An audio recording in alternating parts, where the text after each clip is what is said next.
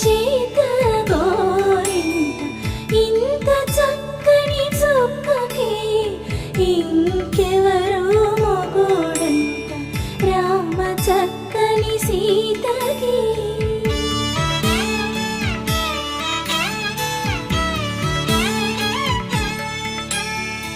ఉడత వీపున